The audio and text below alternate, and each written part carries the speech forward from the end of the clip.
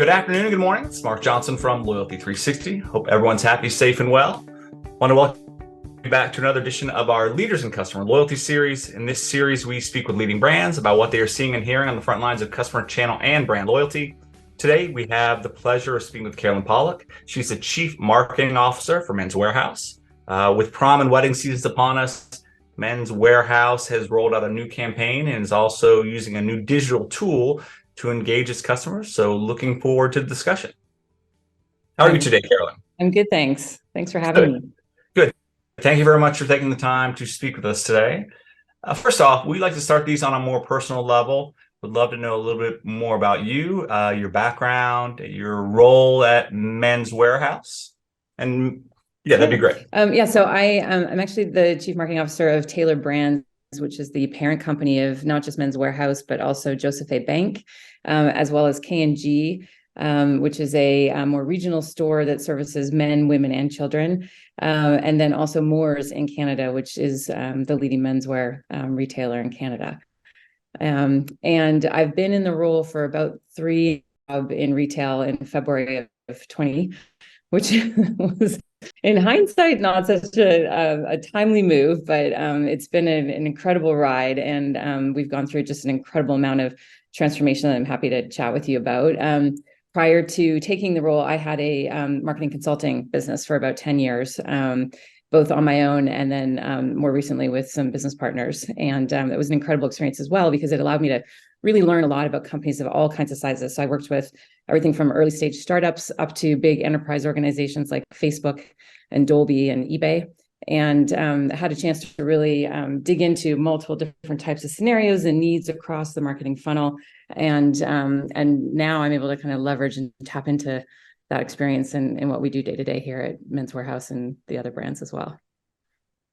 A quick follow-up question to that. Was there something that you saw kind of across the different brands as a challenge that was pretty consistent within them? Yeah, I mean, I think it's part of what I'm sure we'll chat about, which is just, the ongoing need to figure out how to build with the customer. More and more the customer is faced with so many choices, and is making choices based on evolving criteria. And the more the brands can establish that meaningful brand relationship and not just a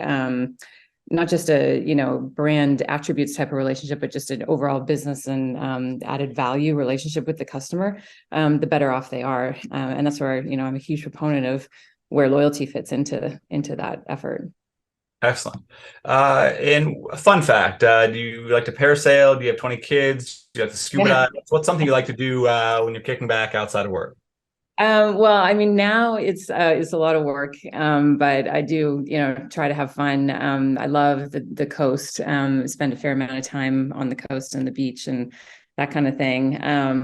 My other little rando fact is I lived in Japan quite a while ago after I graduated from college, and so I still speak a bit of passable conversational Japanese. And that's awesome. That's great.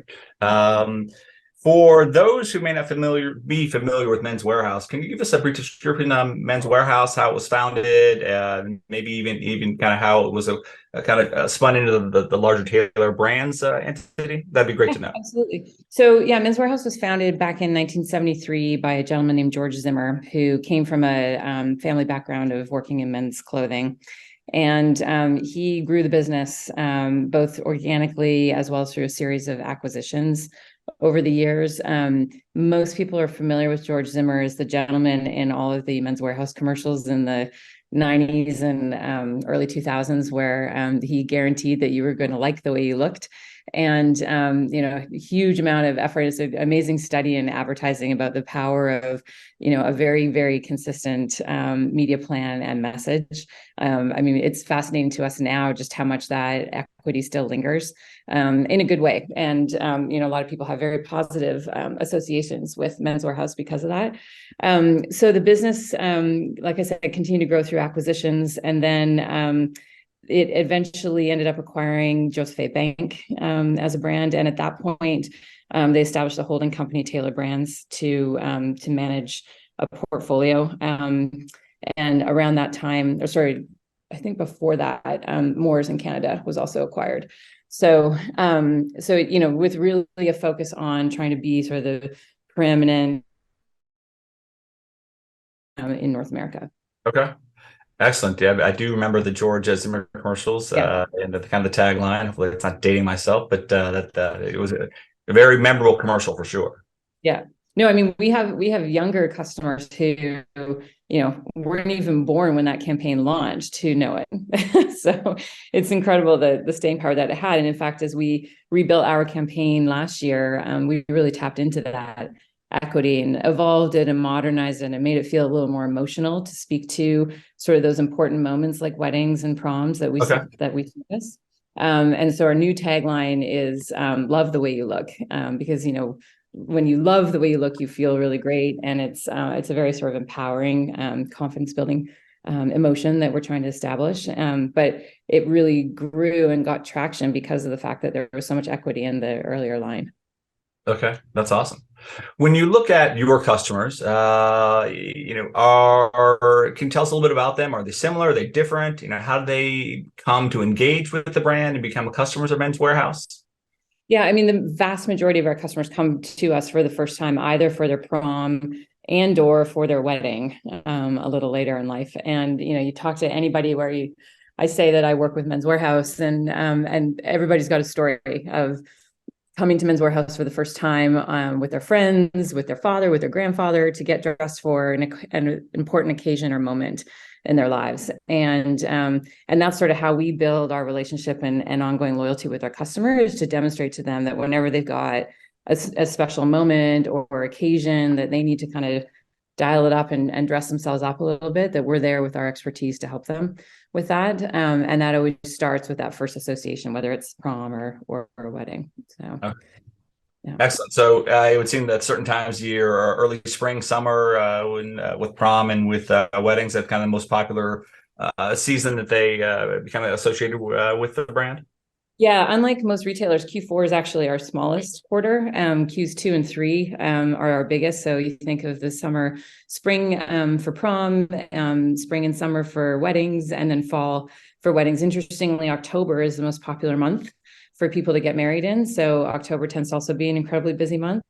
And we service not just the grooms who are typically planning a few months ahead for those moments, but also all the guests that go to those weddings. So we tend to get, even though the October grooms may have actually booked their tuxedo or suit or whatever, or bought their tuxedo or suit, a few months ahead, we're still servicing a number of guests who are coming in the month of October. Okay. And how do you engage them? Obviously, you get some programs out there that kind of keep engaged with the brand after that first opportunity, or for that time they step foot on the store or online. How do you engage them we have going a forward? whole lot, and this is part of the transformation that I was mentioning earlier. So the original playbook for marketing for the business was really highly focused on TV, and then a direct mail program. So catalog and or direct mailers. And customers would engage with that when they come into store to either rent or buy. Our associates would tell them about the program and get them signed up, to the point where we have incredible engagement within our loyalty program. So we've got sort of mid to high 80s to 90s, depending on which brand in the portfolio, as a percent of our total customer base that are part of the loyalty program. So incredible penetration with the program. So that continues to be one way that we ongoing connect with our customers. But the other major shift that we've made is away from a purely just TV and direct mail playbook and into a much more robust digital channel mix. Everything from obviously like social display, even affiliates. We have an interesting program with our affiliates as well, and then obviously our email program. So even in the digital channels that tend to be more acquisition channels, whether it's search or social or whatever, we also have a pretty focused playbook on existing customers, and we're increasing our ability all the time to better and more accurately target our existing customers there, so that we aren't reliant on any one particular channel, be it email or direct mail or whatever, to actually drive that relationship, that we're really showing up for them wherever they are. Yeah, you touched on your loyalty program and the high engagement levels you have with the program, Perfect Fit. How does the program work? How can members engage with the program? What are some of the benefits that they get from being, an active member?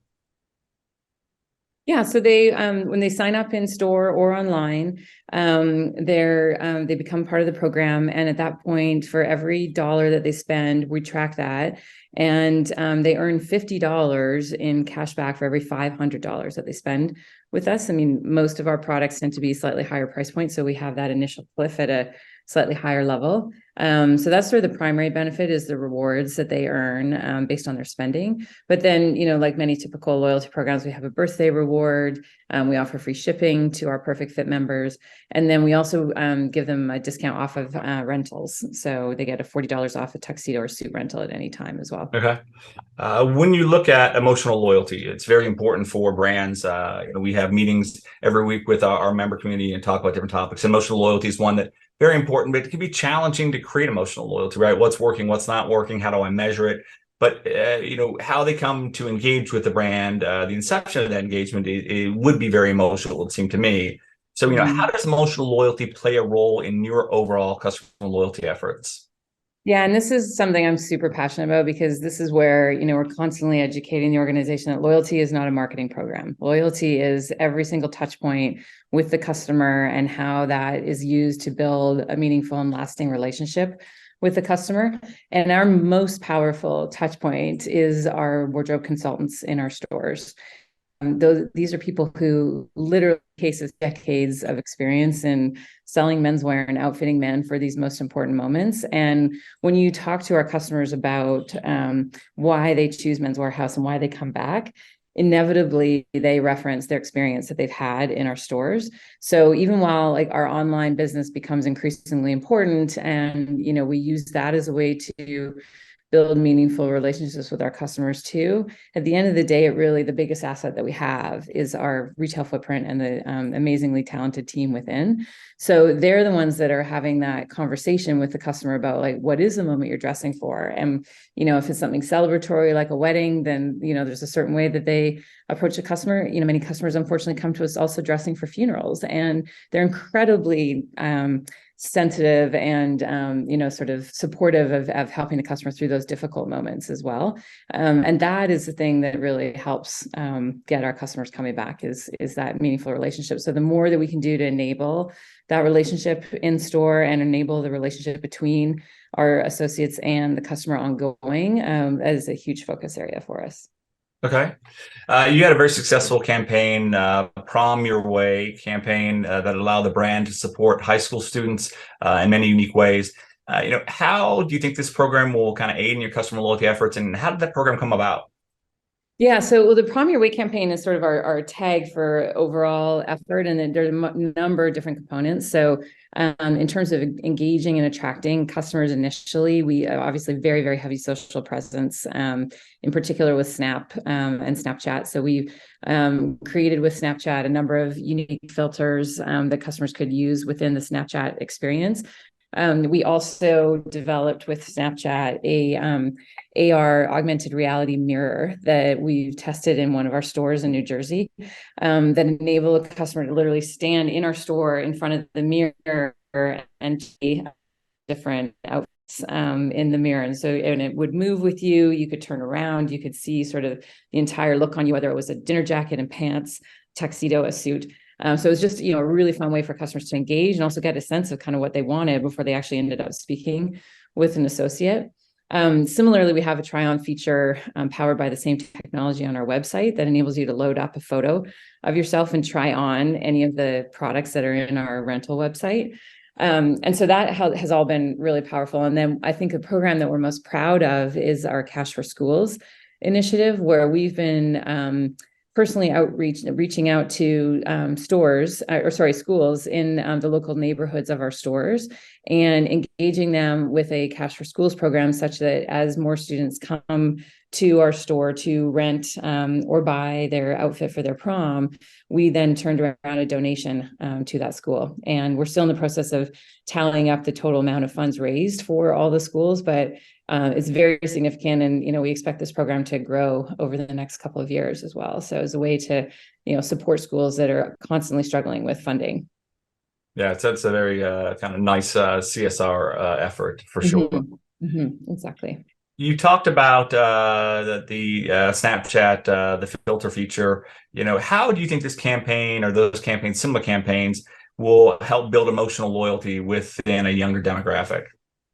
Well, it's just sort of a fun thing, like it's just a cool thing for kids to try. I mean, I've seen it firsthand. I have two daughters who are sophomore and senior this year, and I've seen it with them and their friends as they've tried this out, and it's just a fun way to engage and to start to feel like, this is a brand that understands them, understands where they like to hang out and engage, and it just becomes something that just becomes a little more experiential and memorable for them. So I think continuing to do things like that, and showing up for our customers, whatever age they are, that shows that we really understand what motivates them, I think is really important. Okay. The Wedding Wingman is another digital tool that you create, just launched for grooms and then groomsmen. Can you kind of talk about how that came to be, and how did customer feedback or potential insights help design the offering? Yeah, so the initial insight was around, like, what is that magic that happens in our stores, that helps to establish that initial relationship with the customer. And a big part of that is our wardrobe consultant taking the expertise that they have and effectively interviewing the customer as to what they're looking for. So what type of wedding are they having? What's sort of the style that they're looking for? Do they have an existing color palette that they're thinking about? And taking all of that information, and then the wardrobe consultant uses that to provide the recommendations to the customer. And so the initial thinking was, like, let's take that and bring that to life through our digital channels as well, so that we can kind of amplify the power of that sort of consultative approach to the interaction. So we built, using algorithms and a whole lot of data around what we know customers like, and how different offerings within our assortment actually match different wedding styles. And we've basically got this sort of online tool that enables you to winnow down within our assortment to the options that would best fit for your wedding or style. And so now what we find is that if you decide that you want to then complete that transaction online, you can. Or if you want to then take that information into the store, you're that much further along with the information that you've got, and you share that with the consultant, and they can move more quickly to support you and actually speed up the entire process in the store as well, which is really beneficial when our stores get pretty darn busy in the spring season in particular, because of both prom and wedding hitting at the same time. And so our store associates, end up getting very busy, and this now enables the customer to either have completed that before they get into the store, or do it once they're there. And that enables the whole thing to move a little bit more quickly. Okay. And with wedding plannings being so demanding, it seemed like this tool could help reduce stress for customers. Yeah, and so the other really cool feature that's part of this is that once the bride and groom have chosen the look for the groom and his party, you can then share that out to the groomsmen and say, "Hey guys, these are this is what you need to go and get. Go try it on. Go to your store or buy it online, whatever, or rent it online." And then there's a way to kind of manage that for the groom, to then ensure that the groomsmen in his party have actually gone and done that. He can send reminders for that. So super helpful tool to help them kind of just make sure that everybody's getting stuff done in time for the big day. Okay. When you look at customers, there's a great deal of discussion going through COVID. You mentioned that you took the job at the onset of COVID. So customers changed going into COVID, changed coming out of COVID.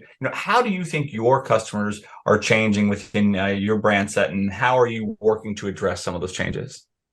Yeah, I mean, I think at the end of the day, what hasn't changed is the fact that there are different moments in our lives where you're with other people, usually, where you want to show up for them a little bit differently, and in terms of your appearance and kind of the effort that you put into that, because it isn't a moment that you're wanting to celebrate or signify as something that's special. And the role that we play for those special moments hasn't changed. Within that, though, I think what's kind of keeps evolving is how dressy or not a customer may want to get with that. So whether they want to go like full coat and tails for a super fancy wedding, or whether they want to do something a lot more casual, like a tan linen suit, we need to make sure that we're constantly kind of putting the right assortment out in front of our customers so that we can meet their needs, whichever direction they're wanting to go. Coming out of the pandemic, initially, people really wanted to get dressed up because they'd been in sweats for 2 years and were ready to put on a fancy suit or a fancy tuxedo or something like that. I think prior to the pandemic, though, the trend was for more casualization within weddings, and we're starting to see a little bit of that again. And that's where like our breadth of our business actually really helps meet the customer, because we enable them to go anywhere from, renting a tuxedo or a suit to buying something, to tailoring it to fit them exactly, or to customizing something right from scratch. And so they can kind of run that gamut of, how formal or dressy they want to get based on the breadth of the assortment. Okay, excellent. With some of the economic uncertainty we're seeing, job growth is still very strong, continues to be strong, even some of the readings had today. It's still a little uncertain, high inflation. How can loyalty programs be a hedge against some of this economic uncertainty with your customers? And how do you think your loyalty program, steps up and meets that challenge or opportunity? Yeah. I mean, there's obviously the economic incentive of, if you're a loyal member of a program and true to a brand, the incentive there is that over time you save more because of the discounts tied to purchases. But I do think for us, it's also about the additional services and benefits that we offer. So whether it's, getting some alterations done, if things go really sideways with the economy, you may not want to buy a new suit for that next wedding that you're attending. You may want to just, alter or tailor something that you've had in your closet for a long time. And as a member of our loyalty program, we can offer that service for you. And so I think it's for us, it's about really making sure that we've got sort of the breadth of offerings that meet the customer, kind of whether they're ready to go full custom suit or whether they want to economize and go for a much more affordable rental, that we've got that for them, and that making sure that the loyalty program kind of keeps pace with that in terms of the additional services that we can offer them. Okay, great. I have a number of suits I have to tailor coming out of my conference. A couple of them ripped and they need to be fixed. So nice. So I will. I was looking for a place to do it. Now you help me out, so that's good. There you go. We'd be happy to help you out, Mark. Okay, great. What's the biggest challenge you face in your role? And what keeps you up at night? Honestly, I think a lot of it is sort of prioritizing opportunity. I think there's so much out there right now, and obviously we can't get through any conversation these days without talking about AI and the role that will have to play ongoing. I mean, of course, we're all leveraging it today and different things that we do. Our wedding wingman tool I was talking about, our personalization that we do. So I think continuing to make sure that we're using it in a meaningful way, that it continues to improve the customer experience is a big part of it. But then along those same lines, like always trying to make sure that we're filtering our decisions with the lens of what's going to provide the best experience for our customer, because that ultimately will be what drives that relationship with the customer. And so making sure that we don't just jump on the latest trend or the latest shiny object, and that we stay really focused on who we are and what drives value for our customers in their experience with us. Okay, perfect. Are there other programs you admire from a customer loyalty perspective? If so, what do you like about their offerings? Well, I'm a big Sephora customer, and I think they do an amazing job, and I admire them from a business standpoint as to how they've structured their loyalty program, because I believe it's minimal cost to them, and it actually enables all of their vendors to sample products to the Sephora customer in a really meaningful way. And so I think like they've provided a value that isn't necessarily tied to offering a discount that erodes their margins, but they've actually provided value that allows customer to discover new products and try new things. And I think that's like fascinating. And I think that that's a way to bring something of value to your customer that isn't always just tied to dollars, because there's always going to be someone who can offer something to your customer for cheaper. And the thing that will keep your customer coming back is that you're doing other things that, mean something to them beyond just a price point. And I think Sephora does a really nice job with their expertise and the products and that they bring to their customers in a personalized way. Okay. And last question I have for you, Carolyn, somewhat self-serving, but what can Loyalty 360 do to help you and your team and your customer loyalty journey, your customer loyalty efforts? Well, and thank you for asking that. I think that, we're always looking to understand what are other best practices. I mean, it's impossible to keep up with everything that others are doing out there. And so I think understanding, what are new and different things that companies are trying, what are things that are sort of tried and true that seem to be elements of everyone's program. And as we look to, continue to evolve and improve our program, making sure that we understand some of the best practices out there is always a really helpful piece of it, as well as helping navigate through the incredibly complex and well-populated technology environment that supports customer loyalty and marketing in general. And I think, providing insights into different programs and features and functions that are beneficial, new innovations, that type of thing is always really helpful. Okay, great. We can definitely keep that up. We have a membership community. We'd love to get you in maybe sometime, but make sure that we're diverse as possible, understanding the challenges that you and other brands have. That's great. Thank you. And absolutely, thank you for taking the time. It was getting to know you a little bit more. The fact that you speak Japanese is awesome. But also, I think your job role in the consulting and some of the things you saw there was very interesting. And, it was great learning about Taylor Brands and the whole series of brands you have that make a man be be their best, right? And I think that's great. And how you can understand them and kind of their different and disparate needs was awesome. I know that as much about the brand as I do now, and the passion you have in your voice, I think, comes through. Doesn't always come through in some of these interviews, but you have a great passion for the customer, the brand, and your approach. So that was great to hear. Awesome. Well, thank you. Thanks for taking the time with us. Absolutely. Thank you, everyone, for taking the time to listen today to our Leaders in Customer Loyalty series. Make sure you join us back again soon, and have a wonderful day.